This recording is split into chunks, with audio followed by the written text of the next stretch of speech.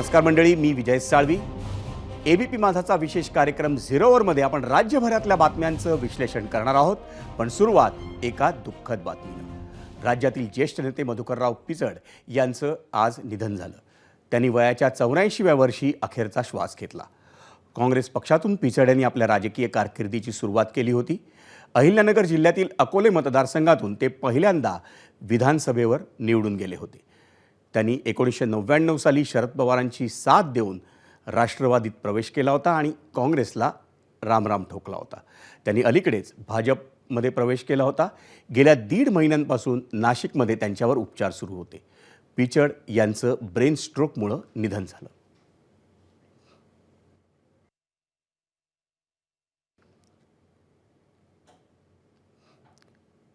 आपण पाहूया मधुकर पिचड यांच्या निधनानंतर शरद पवारांनी आपल्या भावना काय व्यक्त केल्या।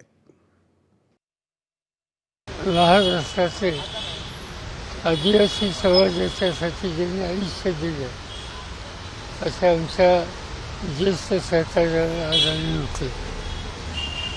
अलीकडे त्यांची स्वतःची वजन नव्हती, पण त्या आजारावर मात करतील असा आम्हाला लोकांना विश्वास होता।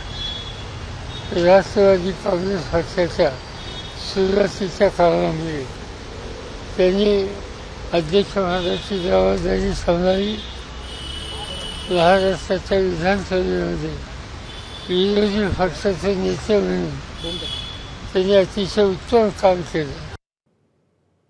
आणि आता वळूयात राज्यभरातल्या राजकीय घडामोडींकडे। मंडळी, देवेंद्र फडणवीसांनी राज्याच्या मुख्यमंत्रीपदाची सूत्र हाती घेतली आणि कामकाजाला सुरुवातही केली।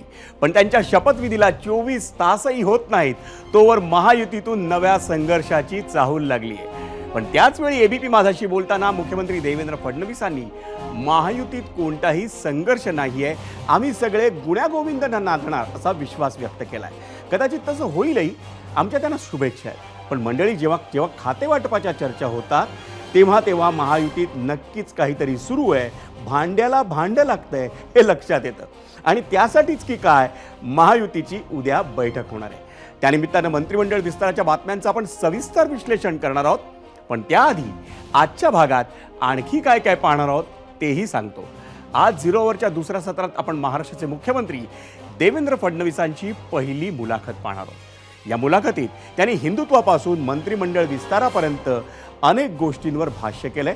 तसंच विधानसभेच्या हंगामी अध्यक्षपदी कोणाची निवड झाली आहे हेही आपण आजच्या भागात पाहणार आहोत। त्याशिवाय अनेक राजकीय घडामोडींचं विश्लेषण आपण करणार आहोत। पण सुरुवातीला आजचा आपण झिरोवर मधला पहिला प्रश्न पाहूयात आणि तो आहे महायुतीतील पालकमंत्र्यांच्या निवडीवरचा। मंडळी, तो प्रश्न पाहण्यासाठी जाऊयात पोल सेंटरला। आजचा पहिला प्रश्न, पालकमंत्रीपद वाटपावरून महायुतीत चढाओढ सुरू। महायुतीच्या तिन्ही पक्षात नवा संघर्ष पेटेल असं वाटतं का? होय आणि नाही असे 2 पर्याय आम्ही आपल्याला दिलेले। मंडळी, निवडणुकांच्या रणधुमाळीत युती आघाडीचं राजकारण होतं त्यावेळी प्रत्येक एकेका जागेसाठी दावेदार वाढलेले असतात। आणि हेच आपण विधानसभा निवडणुकीच्या दरम्यान जागा वाटपातही पाहिलं होतं। त्यावेळी फ्रेंडली फाईट्सच्या नावाखाली मित्रपक्षांचे उमेदवार एकमेकांसमोर रिंगणात होते। पण आता निवडणुकीचा निकाल लागून 13 दिवस झालेत, सरकारही स्थिर आहे। आकड्यांच्या भाषेत सांगायचं झालं तर महायुतीकडे जवळपास 240 आमदार आहेत, पण मंत्रिमंडळात खाती आहेत ती 43। त्यामुळे खरी कसरत सुरू होईल ती मंत्रिमंडळाच्या खातेवाटपापासून। पण मंत्रिपद मिळालं नाही म्हणून जे नाराज होतील किंवा काहीतरी मिळावं म्हणून जे आशावादी असतील त्यांच्यासाठी महामंडळ असतील। पण त्या महामंडळांपेक्षा जास्त चर्चा किंवा संघर्ष होतो तो पालकमंत्रीपदावरून। आणि आता महायुती सरकारमध्ये पालकमंत्रीपदासाठीच्या वादाची ठिणगी पडली आहे की काय अशी स्थिती आहे। आत्ताच उदाहरण सांगतो, पुणे, जिथं जेव्हा अजित पवार महायुतीसोबत आले तेव्हा त्यांना पुण्याचं पालकमंत्रीपद हवं होतं, त्यावरून संघर्षही झाला होता। तोच संघर्ष आताही होतोय की काय असा सवाल आहे। कारण पुण्याच्या पालकमंत्रीपदावर राष्ट्रवादी काँग्रेसच्या शहर अध्यक्षांनी दावा ठोकलाय आणि पुण्याचं पालकमंत्रीपद अजित पवारांनाच मिळावं अशी मागणी केली आहे। तर त्यावर कोथरूडचे भाजप आमदार चंद्रकांत पाटलांनी गुगली टाकली। तिकडे अमरावतीत भाजप आमदार प्रवीण पोटेंनीही पालकमंत्रीपद भाजपलाच मिळावं अशी मागणी केली। जिल्ह्यात भाजपचे 5-5 आमदार असताना पालकमंत्रीपदही मिळावं अशी मागणी पोटेंनी केली. तर रायगडच्या पालकमंत्रीपदाच्या यादीत तुमचा नंबर लागणार का या प्रश्नावर उत्तर देत असताना शिवसेनेचे आमदार भरत गोगावलेंनी त्यांच्या स्टाईलनं उत्तर दिलंय. पाहुयात पालकमंत्रीपदावरून सुरू झालेले दावे आणि प्रतिदावे. ते आपलं पहिल्या यादीत नाव येईल का आणि मुख्यमंत्री पदावर तुमची सगळ्यांची इच्छा असलं तरी येईल. काळजी करायचं कारण कोणत्या नाही. गटासाठी आग्रही राहत? खातं कुठलंही असू द्या, त्याला न्याय देण्याचं काम आम्ही करू. तुम्ही अशा माणसाला प्रश्न विचारता की ज्याला प्रश्नही तोच उत्तरही तेच की माझे श्रेष्ठी जे सांगतील ते मी करतो. आज अमरावती शहरामध्ये जवळपास 5 आमदार भारतीय जनता पार्टीचे आहेत आणि मित्रपक्षाचे 2 आमदार आहेत. आणि मला असं वाटतं देवेंद्र जे फडणवीस साहेब मुख्यमंत्री आहेत ते फार हुशार आहेत, त्यांना सगळ्या गोष्टी कळतात. त्याच्यामुळे मला असं वाटतं की ते आमच्या भारतीय जनता पार्टीचे पालकमंत्री करतात. आता तुम्हीच पाहिलं महायुतीत पालकमंत्रीपदावरून दावे प्रतिदावे सुरू झाल्याचं पाहून इकडे महाविकास आघाडीतूनही त्यावर टीका होणारच. आणि अगदी तसंच झालंय. कालच्या शपथविधीवरून टीका करत असताना संजय राऊतांनी मोठा दावा केला. भाजपने एकनाथ शिंदेंशिवाय शपथविधीची तयारी केली होती असा दावा करताना संजय राऊतांनी फडणवीस सरकारकडे काही मागण्याही केल्यात. पाहूयात त्यांनी नेमकं काय म्हटलंय. महाराष्ट्राचं दुर्दैव आहे आणि तितकंच आश्चर्यसुद्धा आहे. एकतर सरकार स्थापन करायला त्यांना साधारण 15 दिवस लागले. मुख्यमंत्री कोणी व्हायचं, उपमुख्यमंत्री कोणी व्हायचं, त्या तिघातच गृहमंत्री, नगरविकास मंत्री, अर्थमंत्री कोणी व्हायचं, त्या तिघातच रशिया युक्रेनप्रमाणे युद्ध सुरू झालं. पण अजूनही महाराष्ट्राला संपूर्ण सरकार मिळू शकलं नाही. मग तुम्हाला जे बहुमत मिळालेलं आहे त्या बहुमताचा उपयोग काय? तुम्ही बहुमताचा अपमान करताय, मनमानी करताय. काल तुम्ही विश्वास व्यक्त केला होता एकनाथ शिंदे उपमुख्यमंत्री पदाची शपथ घेतीलच. होय, शेवटी त्यांनी घेतली का? घेतली म्हणून त्यांना घ्यावीच लागली. नाहीतर त्यांच्याशिवाय शपथविधी सोहळा पार पाडण्याची तयारी भाजपनं केली होती. केली होती? हो, केली होती. त्यांच्याशिवाय माझ्याकडे माहिती आहे. फक्त मी माहितीशिवाय बोलत नाही. सरकारमध्ये आमची माणसं आहेत, आमचे हितचिंतक असतात आणि आहेत, आणि त्यांच्या पक्षातसुद्धा आहेत, त्यांच्या गटातसुद्धा आहेत. हा अडळतट्टूपणा असाच राहिला असता दाबदबावाचा तर त्यांच्याशिवाय पुढे जा असं भारतीय जनता पक्षाच्या वरिष्ठांनी खाली कळवलं होतं. संजय राऊत बोलले आणि मग शिंदे समर्थक आमदार संजय शिरसाट आणि शंभूराज देसाई यांनी संजय राऊतांच्या मुद्द्यांना उत्तर देताना एक घाव 2 तुकडे अशी भूमिका घेतली. राऊतांच्या बोलण्याला काडीचीही किंमत नाही, महायुतीत मिठाचा खडा टाकण्याचा त्यांचा प्रयत्न होता अशी प्रतिक्रिया संजय शिरसाटांनी दिली. तर संजय राऊत हे गेल्या 2.5 वर्षात काय बोलले आणि दुसऱ्या दिवशी त्यातलं किती खरं निघालं याचं विश्लेषण एकदा करा असं आव्हानच शंभूराज देसाईंनी दिलं. विरोधक कोण काय बोलतं याच्याकडे आम्ही लक्ष देत नाही. कोणतं खातं कुणाकडे जाणार आहे याची चिंता त्यांना काय लागते. मला वाटतं सर्व आमचं आलबेल असताना यांच्यासारखे हे जे काही डोमकावळे आहेत त्यांना असं विरोधात बोलून नेमकं काय मिळतं मला माहीत नाही. परंतु यांनी असंच विरोधात बोलत राहावं, आम्ही आमचं काम करू. देवेंद्र फडणवीस साहेबांनी स्वतः सांगितलं की 11 ते 12 दरम्यान हा शपथविधी होणार आहे आणि त्याच्यानंतर सगळे खाते वाटपसुद्धा होतील. म्हणून आता चिंता आम्हाला त्याची राहिलेली नाही. आम्ही काय करू याची चिंता तुम्ही करूच नका. सरकार मजबूतीने चालेल एवढं मात्र निश्चित. हितचिंतक नुसतं म्हणतात ना संजय राऊत, त्यांना मला नाव सांगा एका माणसाचं. मी मगाशी सुद्धा सांगितलं, तुम्ही ना माध्यमांनी एक प्रयोग करा. आजचा दिवस 24 तासात संजय राऊत किती वाक्य बोलले माध्यमांपुढं आणि दुसऱ्या दिवशी त्याचं विश्लेषण करून सांगा त्यातली किती खरी निघाली. म्हणजे राऊत बोलले त्यातलं काय खरं निघालं. राऊत बोललेलं एकही वाक्य खरं नसतं. ते स्वतःच्या मनाला वाटेल तसं बोलतात.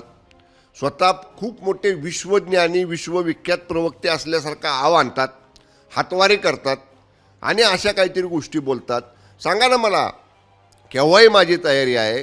2.25 वर्षात माननीय शिंदेसाहेब मुख्यमंत्री झाल्यापासून राऊत जे जे आमच्या शिवसेनेबद्दल बोलले एकही वाक्य त्यातलं खरं ठरलं नाही. म्हटलं होतं ना, एक गाव 2 तुकडे. मंडळी, विधानसभा निवडणूक आणि सत्ता स्थापनेच्या निमित्तानं राज्यात राजकारण जोरात सुरू असलं तरी गेल्या 24 तासांमध्ये राज्यात राजकीय सौहार्दाचंही दर्शन झालं. मंडळी, राज्याचे 21वे मुख्यमंत्री म्हणून देवेंद्र फडणवीसांनी शपथ घेतली तेव्हा त्या शपथविधी सोहळ्याला माजी मुख्यमंत्री उद्धव ठाकरे आणि शरद पवार हे दोघेही उपस्थित नव्हते. इतकंच नाही तर त्यांच्या पक्षांचे प्रतिनिधीही उपस्थित नव्हते. त्यामुळे महाविकास आघाडीवर टीका होण्याची शक्यता होती. पण देवेंद्र फडणवीसांनी तसं होऊ दिलं नाही. शपथविधी सोहळ्यानंतर फडणवीसांची काल मंत्रालयात पहिली पत्रकार परिषद झाली. यावेळी सरकारची धोरण आणि राज्याच्या विकासावर भाष्य करताना उद्धव ठाकरेंच्या वक्तव्यासंदर्भात विचारलेल्या प्रश्नावर फडणवीसांनी अत्यंत संयमी भाषेत उत्तर दिलं. एकतर तू राहशील किंवा मी राहीन या उद्धव ठाकरेंनी केलेल्या वक्तव्यावर प्रश्न विचारल्यावर राजकारणात तेही राहतील आणि मीही राहीन, सगळेच राहतात असं उत्तर फडणवीसांनी दिलं. केवळ फडणवीसच नाही तर कट्टर विरोधक असलेल्या संजय राऊतांचीही काहीशी अशीच भूमिका पाहायला मिळाली. शरद पवारांच्या राष्ट्रवादी काँग्रेसच्या खासदार सुप्रिया सुळेंनीही नव्या सरकारला शुभेच्छा दिल्या आहेत. देशात महाराष्ट्राचा मान सन्मान राखायला हवं असं त्यांनी म्हटलंय. तिघांनाही माझ्या मनापासून शुभेच्छा आहे. कारण शेवटी लोकांचा मॅन्डेट असतो, तो आपल्याला मान्य करावाच लागतो आणि पुढची 5 वर्ष महाराष्ट्राची सेवा त्यांनी करावी आणि देशामध्ये महाराष्ट्राला 1 नंबरला त्यांनी न्यावं एवढी आमची अपेक्षा आहे. आणि दुसऱ्या कुठल्या राज्यात महाराष्ट्राचा हक्क त्यांनी दुसऱ्या कुठल्याही राज्याला देऊ नये. राज्य महाराष्ट्राचं आहे तर महाराष्ट्राचा मान सन्मान आणि हक्क हा त्यांनी तो ठेवला पाहिजे. काल देवेंद्रजी असं म्हणाले की लाडकी बहीण योजना ते त्याचे 2100 रुपये ते सुरू करणार आहेत लवकरात लवकर. पहिला टप्पा 2100 रुपये 1 जानेवारीपासून त्यांनी सुरू करावे. महाराष्ट्रात राजकीय संवाद हा कधी संपला नाही. आपण अनेक राज्यांमध्ये असं बघतो की 2 पक्षांमध्ये किंवा 2 नेत्यांमध्ये इतका विसंवाद असतो की हिंदीमध्ये ज्याला खून के प्यासे म्हणतो अशा प्रकारची परिस्थिती आपल्याला पाहायला मिळते. ती महाराष्ट्रात नव्हती, आजही नाही आणि ते पुढे राहू नये हा माझा प्रयत्न असेल. याला जोडून फक्त एक तर तुम्ही राहाल नाही तर मी असं म्हणणाऱ्यांना काय उत्तर द्या? नाही, मी त्याच वेळेस सांगितलं होतं की राजकारणात सगळेच राहतात, तेही राहतील, मी राहील, आम्ही सगळेच राहणार आहोत. काल देवेंद्रजींनी राज्याच्या 5 मुख्यमंत्र्यांना फोन केले. त्यात उद्धव ठाकरे साहेब सुद्धा आहेत, त्यांनी शुभेच्छा दिल्या. महाराष्ट्रात सुडाचं राजकारण करण्याची सुरुवात ही भारतीय जनता पक्षाकडून झाली. यंत्रणांचा गैरवापर करून विरोधकांना नामोहरम करण्याची, विरोधकांच्या कुटुंबापर्यंत पोहोचण्याची, त्यांना तुरुंगात सडवण्याची ही परंपरा केंद्रात आणि राज्यामध्ये भारतीय जनता पक्षानं सुरू केली आणि त्यामुळेच अनेक पक्ष फुटले. आता ह्याचा जर साक्षात्कार आमच्या नवीन राज्यकर्त्यांना झाला असेल की योग्य नाही, राज्याच्या विकासासाठी आता हे करणं बरोबर नाही आणि आम्हाला आता पूर्ण बहुमत आम्ही मिळवलेलं आहे किंवा खेचून घेतलेलं आहे, तर नक्कीच या राज्याला भविष्यामध्ये चांगल्या गोष्टी घडताना आम्हाला पाहता येईल. महाराष्ट्राच्या मुख्यमंत्रीपदी देवेंद्र फडणवीस तर उपमुख्यमंत्रीपदी एकनाथ शिंदे आणि अजित पवारांनी काल शपथ घेतली. आता अवघ्या राज्याचं लक्ष लागलंय ते मंत्रिमंडळ विस्ताराकडे. वास्तविक मुख्यमंत्री देवेंद्र फडणवीसांनी आपल्या पहिल्याच पत्रकार परिषदेत बोलताना नागपूरच्या हिवाळी अधिवेशनाआधी मंत्रिमंडळ विस्तार होणार असल्याची माहिती दिली होती आणि सूत्रांनी दिलेल्या माहितीनुसार राज्यातल्या महायुतीच्या नेत्यांची उद्या मंत्रिमंडळ विस्ताराबाबत बैठक होणार आहे. महायुतीच्या नेत्यांच्या त्या बैठकीच्या निमित्तानं अजित पवारांच्या राष्ट्रवादी काँग्रेसच्या 3 वरिष्ठ नेत्यांची बैठक आज पार पडली. राष्ट्रवादी काँग्रेसचे कार्याध्यक्ष प्रफुल्ल पटेल यांच्या CJ हाऊसमधल्या निवासस्थानी सुमारे तासभर ही बैठक झाली. या बैठकीला उपमुख्यमंत्री अजित पवार आणि प्रदेशाध्यक्ष सुनील तटकरे उपस्थित होते. मंत्रिमंडळ विस्ताराबाबत राष्ट्रवादीच्या पर्यायांबाबत या बैठकीत चर्चा झाली. सूत्रांनी दिलेल्या माहितीनुसार राष्ट्रवादीला 7 कॅबिनेट आणि 3 राज्यमंत्रीपदं मिळणार. आता आम्ही सुद्धा सांगतो बाबा आमचे 9 मंत्री होते, काय 1 मंत्री तुम्ही देणार होता 10, आता 10 मंत्री तर आमचे होतेच. मग त्या पद्धतीने त्या प्रमाणामध्ये आम्हाला खाती द्या, मंत्रिपदं द्या. शिंदेसाहेब पण म्हणणार की माझे जास्त निवडून आलेले आहेत आमच्या NCPपेक्षा, मला अधिक ते द्या. फडणवीस साहेब पण म्हणणार आहे अरे बाबा माझ्या आता 132-33 लोक निवडून आलेले आहेत, मी त्यांना काय सांगू. प्रत्येकाच्या पुढे जे आहेत हे अंतर्गत प्रश्न आहेच आणि त्याची तिघे जण बसून उजळणी करतील आणि त्याच्यातून जे आहे सर्व समावेशक असा मार्ग शोधतील. त्यामुळे मंत्रिमंडळाची निवड करताना किंवा मंत्रिमंडळ हे करताना खूप मोठी समस्या असणार आहे तिन्ही पक्षांसमोर. मंडळी, उपमुख्यमंत्री एकनाथ शिंदे हे मात्र त्यांच्या नेतृत्वाखालील शिवसेनेच्या मंत्र्यांची निवड करताना कठोर निकष लावणार असल्याची माहिती सूत्रांनी दिली आहे. त्यामुळे राज्य मंत्रिमंडळात शिवसेनेच्या मंत्र्यांमध्ये मोठे बदल दिसण्याची शक्यता आहे. पक्ष संघटना वाढवण्याचा प्रयत्न करणाऱ्या आमदारांना मंत्रिमंडळात स्थान देण्यात येणार आहे. निव्वळ ज्येष्ठतेच्या मुद्द्यावर किंवा शिवसेनेतल्या बंडात स्थान दिल्याच्या मुद्द्यावर कोणालाही मंत्रिमंडळात स्थान मिळणार नाही, अशी सूत्रांची माहिती आहे. आपण पाहूयात शिंदेंच्या शिवसेनेत मंत्रिपदासाठी कोणते निकष लावले जाणार आहेत आणि त्यासाठी जाऊयात मीडिया सेंटरला. कोणते निकष आहेत? गेल्या 2.5 वर्षात मंत्रिपद भूषवणाऱ्या किंवा महत्त्वाची खाती मिळालेल्या नेत्यांनी लोकसभा आणि विधानसभा निवडणुकीत कसं काम केलं? गेल्या 2.5 वर्षात पक्ष संघटनेच्या वाढीसाठी काय योगदान दिलं? हे मंत्रिपदासाठीचे निकष आहेत मंडळी. लोकसभा आणि विधानसभा निवडणुकीच्या प्रचारात किती आणि कशी साथ दिली? निव्वळ स्वतःचा मतदारसंघ सांभाळला की प्रचारासाठी इतर मतदारसंघांमधूनही ही मंडळी फिरली? ज्येष्ठता किंवा शिवसेनेतल्या बंडात मोठी भूमिका बजावली? केवळ या मुद्द्यांवर मंत्रिपद मिळणार नाही, हे निकष आहेत शिंदेंच्या शिवसेनेचे मंत्रिपदासाठी. मंडळी, हे सारे शिंदेंच्या शिवसेनेचे मंत्रिपदासाठीचे निकष पाहिल्यानंतर आता वेळ झाली आहे आपल्या आजच्या पहिल्या प्रश्नावर सोशल मीडियावर एबीपी माझाच्या प्रेक्षकांनी दिलेल्या प्रतिक्रिया पाहण्याची. आणि त्यासाठी पुन्हा जाऊयात मीडिया सेंटरला. पहिल्यांदा पाहूया आपला आजचा प्रश्न काय होता. तर पालकमंत्रीपद वाटपावरून महायुतीत चढाओढ सुरू. महायुतीच्या तीनही पक्षात नवा संघर्ष पेटेल असं वाटतं का? होय आणि नाही असे 2 पर्याय होते आणि त्यावर आलेल्या प्रतिक्रिया आपण पाहतो विविध सोशल मीडियावर. तेजस सुरवसे हे एक्सवर म्हणतायत, तीनही पक्षात समन्वय खूप आहे, हे विधानसभा निवडणुकीत दिसून आलंय. युतीतील तीनही नेते एकत्र बसून समन्वयाने निर्णय घेतील. तसेच सर्वांच्या घरात थोड्याफार भांडणं होत असतात, हाताची 5ही बोटं सारखी नसतात.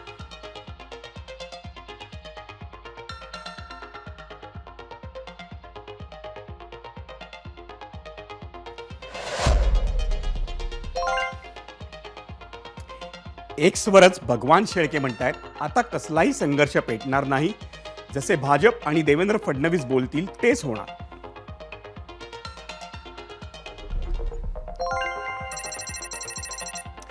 एक्सवरच शंतनू म्हणतायत, पालकमंत्री करून जर संघर्ष होत असेल तर पुढील 5 वर्ष काय संसार करणार? नवीन सरकारच्या नाटकाची नांदी सुरू झाली आहे.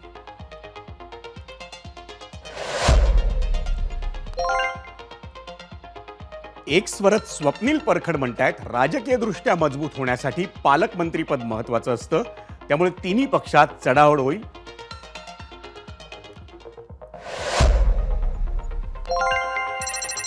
यूट्यूबवर बबन साळवी म्हणतायत, जनतेला पुढील 5 वर्षात हेच पाहत बसावं लागेल.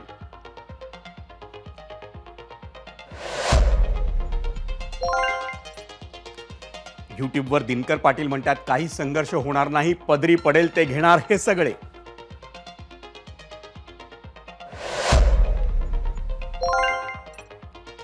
फेसबुकवर कुमुद जयकर म्हणतायत, नाही तसे काही घडणार नाही.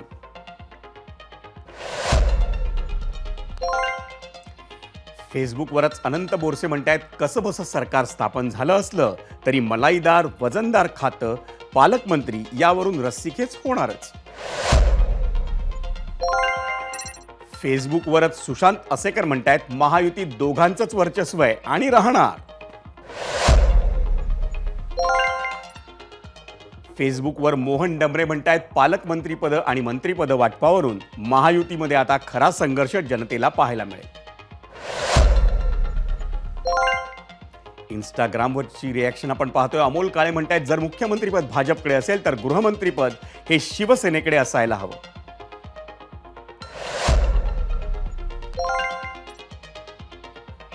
रमेश कांगडे इंस्टाग्रामला म्हणतायत, पालकमंत्रीपदावरून कुठलाही संघर्ष होणार नाही, सर्व काही ठीक होईल. संघर्ष तर विरोधी पक्ष नेत्यासाठी महाविकास आघाडीला करावा लागणार.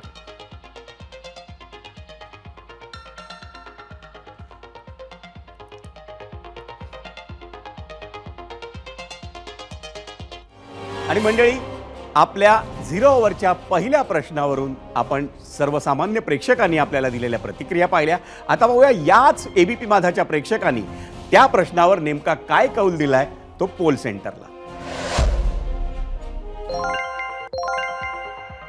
पालकमंत्री पदावरून वाटपावरून महायुतीत चढाओढ सुरू. तीनही पक्षात नवा संघर्ष पेटेल असं वाटतं का? यूट्यूबवर मतं आली आहेत 18,000. होय असं म्हणतायत 79% प्रेक्षक, 21% म्हणतायत नाही.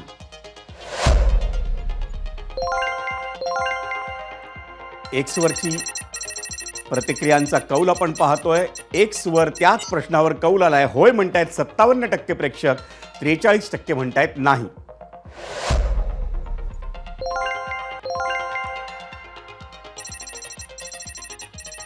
इंस्टाग्रामवरचा कौल आपण पाहतोय. 80% प्रेक्षक म्हणतायत मंडळी होय, 20% म्हणतायत नाही. फेसबुकवरचा कौल आपण पाहतोय. 79% प्रेक्षक म्हणतायत होय, 21% म्हणतायत नाही. मी देवेंद्र सरिता गंगाधरराव फडणवीस ईश्वर साक्ष शपथ घेतो की महाराष्ट्र राज्याचा मुख्यमंत्री म्हणून माझी कामे निष्ठापूर्वक व सत्सद विवेक बुद्धीने पार पाडीन. 10 साल में तीसरी बार जिन्हें महाराष्ट्र की जनता ने अपना मुख्यमंत्री बनने का मौका दिया, इस बार एक प्रचंड बहुमत के साथ वो आज अपने कार्यकाल के पहले दिन अपना पहला इंटरव्यू एबीपी न्यूज नेटवर्क के साथ दे रहे हैं. उसके लिए देवेंद्र फडणवीस जी आपका बहुत बहुत धन्यवाद और आपको आपकी तीसरी पारी के लिए बहुत बहुत बधाई. थैंक यू, बहुत धन्यवाद. शुरुआत में आपके ही शब्दों के साथ करना चाहती हूँ. आप पिछली बार विपक्ष में थे, आपने फेमसली ये लाइंस कही थी कि मेरा पानी उतरता देख मेरे किनारे पर घर मत बसा लेना, मैं समंदर हूँ, लौट के वापस आऊँगा. जब आपने ये कहा था फडणवीस जी, उस वक्त बहुत मजाक उड़ाया गया था आपका. विपक्ष के लोगों ने अपने भाषणों में बहुत खिल्ली उड़ाई थी, आपके इन शब्दों की मीम्स बनी थी. उन सब को आपने गलत साबित किया है. मैं पूछना चाहती हूँ, क्या जवाब देंगे उन सबको जिन्होंने आपको कंप्लीटली राइट ऑफ कर दिया था? देखिए, मैं तो उनका आभार व्यक्त करता हूँ, क्योंकि जिस प्रकार से उन्होंने मुझे टारगेट किया, महाराष्ट्र की जनता को भी ये पसंद नहीं आया.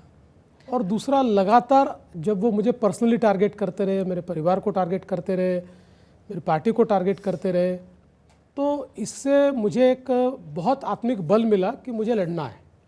एक लड़ने की ताकत मुझे मिली और मैंने वो लड़ाई लड़ी और बहुत संयम के साथ लड़ी. मैंने कभी भी पलटवार इस प्रकार से नहीं किया कि जो उनके स्तर का पलटवार हो. तो मुझे लगता है कि आज शायद उनमें से कई लोगों को शर्मिंदगी महसूस होती होगी जिस प्रकार का व्यवहार उन्होंने मेरे साथ किया. मैंने तो 2022 में जब उप मुख्यमंत्री बना, तभी मैंने कह दिया था कि मैं सबसे बदला लूँगा और मेरा बदला ये है कि मैंने सबको माफ़ कर दिया. तो मैंने सबको माफ़ कर दिया है. मैं एक नई पारी शुरू कर रहा हूँ और मैं चाहता हूँ कि ये नई पारी फिर से एक फोकस लेकर जो समाज का अंतिम व्यक्ति है उसका कल्याण कैसे हो पाए, इस फोकस को लेकर मैं शुरू करना चाहता हूँ. चलिए, माफ़ कर दिया आपने हर किसी को. इस जीत का श्रेय फडणवीस जी किन किन लोगों को और किन किन बातों को देंगे आप?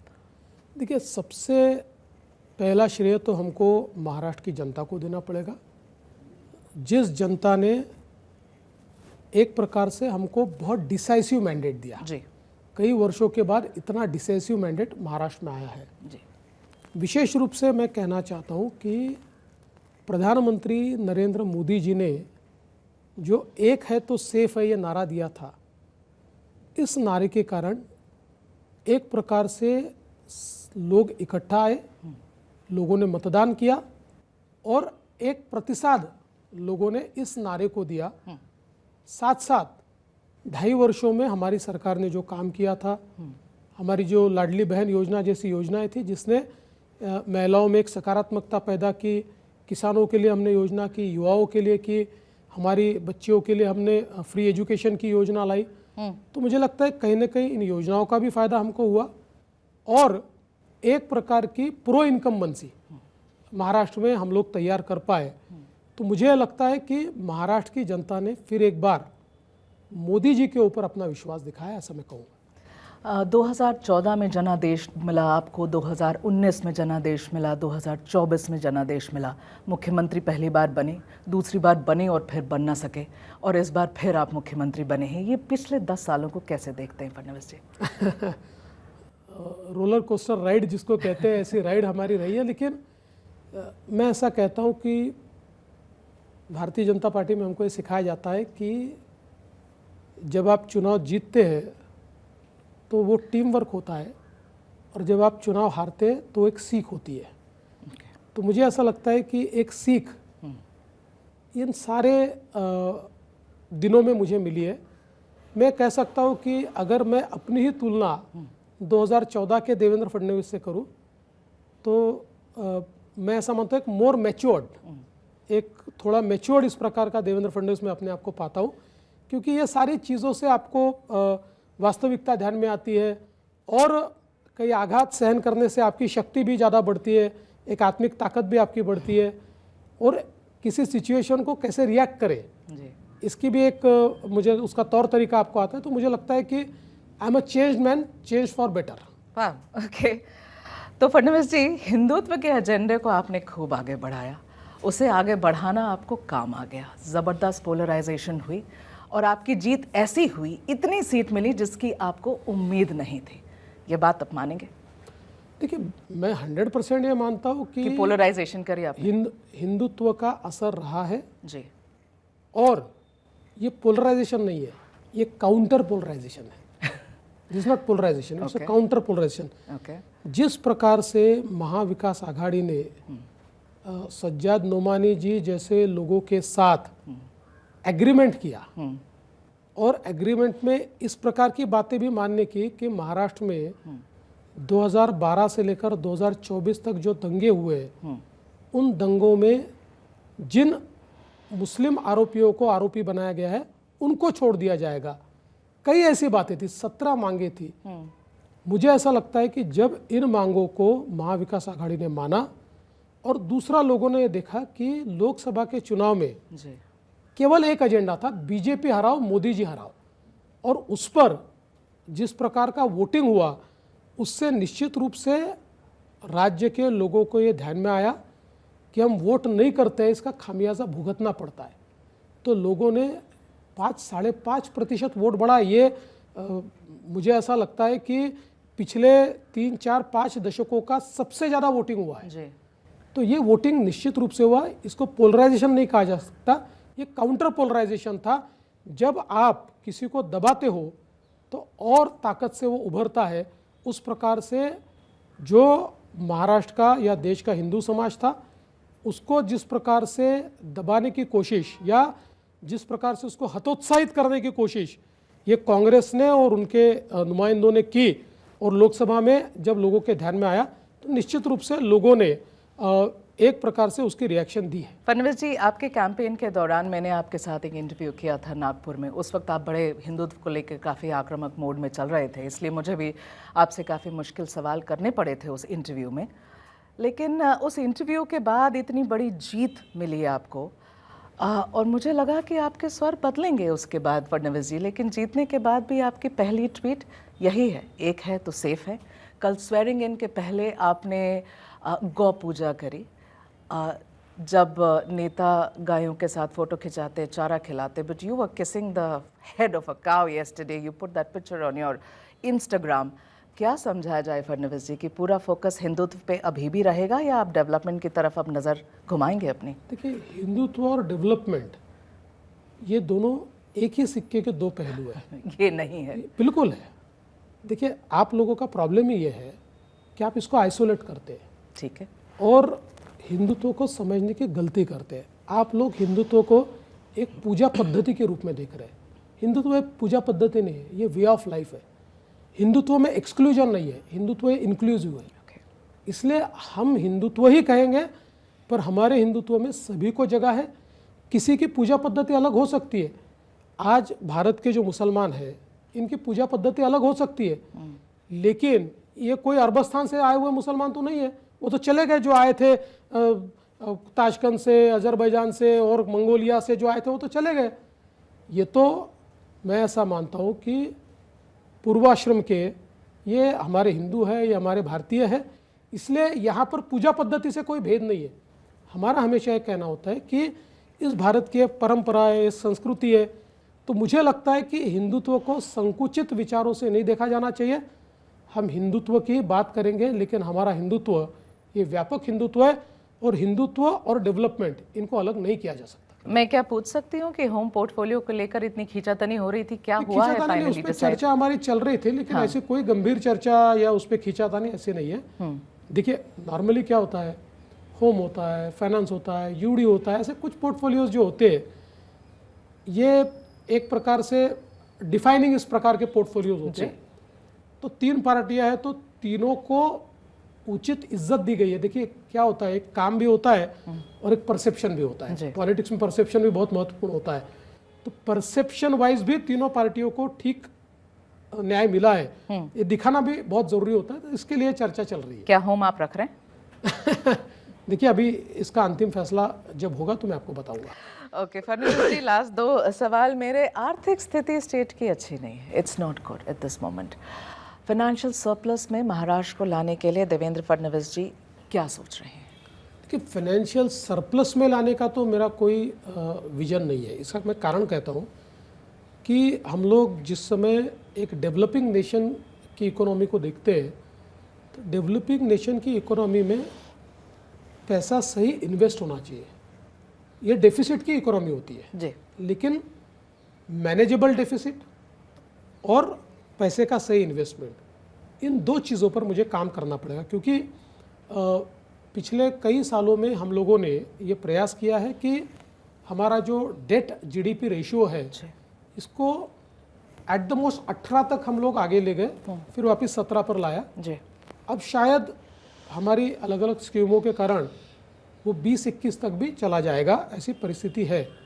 उसको धीरे धीरे अगले 2-3 सालों में मैनेज करके वापस हम लोग 18% तक, 17% तक, वैसे तो 25% हमको अलाउड है, लेकिन एक मैं ऐसा मानता हूँ कि एक हेल्दी जो इकोनॉमी होती है उसमें you need not go to 25%, आप लोग उससे अंदर ही रहे, ये ज़्यादा अच्छा है। तो हम लोग प्रयास ये करेंगे कि इसको हम लोग ठीक से मैनेज करें। ओके आपके आगे अभी जो सबसे बड़ा टास्क जो हमें समझ में आता है is the BMC corporation election. उसके अलावा आपके पास 16 कॉरपोरेशन बाय 26 जिला परिषद हैं। यहाँ 2 सवाल, क्या यहाँ महायुति साथ में लड़ेगी इन सारे कॉरपोरेशंस और जिला परिषद में, और क्या आपको लगता है कि यहाँ भी एक बार फिर संघर्ष होगा देवेंद्र फडणवीस जी, क्योंकि ऐसी मैंडेट के बाद बहुत लोग कहेंगे ये डन डील है, ये तो यहाँ भी जीत जाएंगे? आज तक इतने सालों में कॉरपोरेशंस, जिला पंचायत, इनमें सारी पार्टियों का एक नियम है कि वो लोकल यूनिट्स को अधिकार देते हैं। जहाँ लोकल यूनिट को लगता है वहाँ पर अलायंस होता है। आप ये कमिट नहीं करना चाहते कि महायुति साथ में लड़ेगी? नहीं, देखिए इसलिए कमिट नहीं कर सकते हैं क्योंकि कार्यकर्ताओं का चुनाव है और सभी पार्टियों में एस्पिरेशंस ज़्यादा होते हैं जी। आप कार्यकर्ता को रोक नहीं सकते हैं, तो इसलिए जहाँ संभव होता है वहाँ अलायंस होता है। हमने किया पिछले समय, जहाँ नहीं हुआ वहाँ हम फ्रेंडली फाइट करते हैं। अच्छा। तो हम लोग प्रयास ये करेंगे कि नीचे के यूनिट्स को भले ही अधिकार मिले, पर अधिकार के साथ साथ हम उनको कहते हैं कि जहाँ तक हो सके आप अलायंस कीजिए। तो कई जगह हो जाता है, कुछ जगह नहीं होता है। ओके फडणवीस जी, मेरा आखिरी सवाल आपसे, अगले 5 साल के लिए महाराष्ट्र का रोड मैप क्या होगा? क्या द इंफ्रा बादशाह जो आपको कहा जाता है, will Devendra Fadnavis be back in that role? देखिए वो रोल मेरा इसलिए समाप्त नहीं होता कि जो चीज़ें मैंने शुरू की थी जी, वो चीज़ें अभी कंप्लीट नहीं हुई है, वो चीज़ें चल रही है, धीरे धीरे कंप्लीट कर रहे हैं। लेकिन अभी कुछ चीज़ें नई मैंने हाथ में ली है, जिसमें आप जानते हैं कि रिवर लिंकिंग जी, रिवर लिंकिंग के प्रोजेक्ट्स को, अभी मैं इरिगेशन मिनिस्टर था तो मैंने उसको मान्यता दी है। ये प्रोजेक्ट्स महाराष्ट्र को परमानेंटली अकाल से मुक्त कर सकते हैं। ओके। तो मेरा अभी रिवर लिंकिंग प्रोजेक्ट्स पर बहुत ज़्यादा ध्यान रहेगा। वाटर इश्यूज़ जो है उन इश्यूज़ के ऊपर मैं बहुत ज़्यादा फोकस करना चाहता हूँ।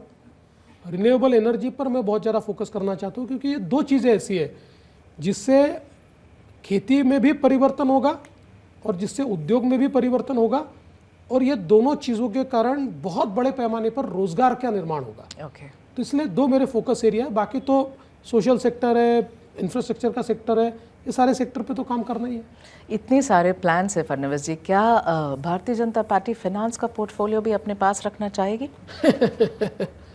क्या ये प्लान्स हैं? देखिए, पार्टी को तो सारे पोर्टफोलियो अपने पास रहे ऐसा लगता है, लेकिन अलायंस में जो तीनों मिलकर तय करेंगे वो हम उसको मंजूर करेंगे। Mr. Fadnavis, wishing you all the very best Thank for the next 5 years. Thank you for your time. Thank you. you. मी देवेंद्र सरिता गंगाधरराव फडणवीस ईश्वर साक्ष शपथ घेतो की महाराष्ट्र राज्याचा मुख्यमंत्री म्हणून माझी कामे निष्ठापूर्वक व सत्सद विवेक बुद्धीने पार पाडीन। मंडळी, राज्यातल्या विधानसभा निवडणुकीत नव्या विक्रमाची नोंद करणारे आमदार कालिदास कोळंबकर यांची विधानसभेचे हंगामी अध्यक्ष म्हणून निवड करण्यात आली आहे। राज्यपाल CP राधाकृष्णन यांनी त्यांना आज विधानसभेच्या हंगामी अध्यक्षपदाची शपथ दिली। राजभवनात संपन्न झालेल्या या शपथविधी सोहळ्याला मुख्यमंत्री देवेंद्र फडणवीसही उपस्थित होते। येत्या 7 ते 9 डिसेंबर या कालावधीत राज्य विधानसभेचं विशेष अधिवेशन बोलावण्यात आलंय। 3 दिवसांच्या या अधिवेशनात नवनिर्वाचित आमदारांना पद आणि गोपनीयतेची शपथ देण्यात येणार आहे। विधानसभेचे हंगामी अध्यक्ष या नात्यानं कालिदास कोळंबकर हे आमदारांना शपथ देतील। कालिदास कोळंबकर हे विधानसभेतील सर्वात ज्येष्ठ आमदार आहेत। ते 1990 सालापासून विधानसभेवर निवडून येत आहेत। आधी नायगाव आणि त्यानंतर वडाळा मतदारसंघांमध्ये मिळून ते 9 वेळा आमदार म्हणून निवडून आले। कालिदास कोळंबकर हे मूळचे बाळासाहेब ठाकरेंनी घडवलेले शिवसैनिक। नारायण राणे यांच्या साथीनं त्यांनी 2005 साली शिवसेनेला अखेरचा जय महाराष्ट्र केला। त्यानंतर त्यांनी काँग्रेस आणि मग भाजपचा झेंडा आपल्या हाती धरला। बघा, हे हंगामी अध्यक्षपद पक्षाने दिलं, हंगामी अध्यक्षपद, आणि भविष्य काळामध्ये आज नाही म्हणतात तर मी 1990 पासून ह्या विधानसभेमध्ये 90 पासून मी आमदार आहे आणि ही माझी 9वी टर्म। आज वर्ल्ड रेकॉर्ड माझं झालं आहे। ह्या बाबतीमध्ये मला एवढंच सांगायचं, पक्षाने माझा विचार करावा उद्या भविष्य काळामध्ये। महानिकाला दिवशी सर्वाधिक पाहिलेलं चॅनल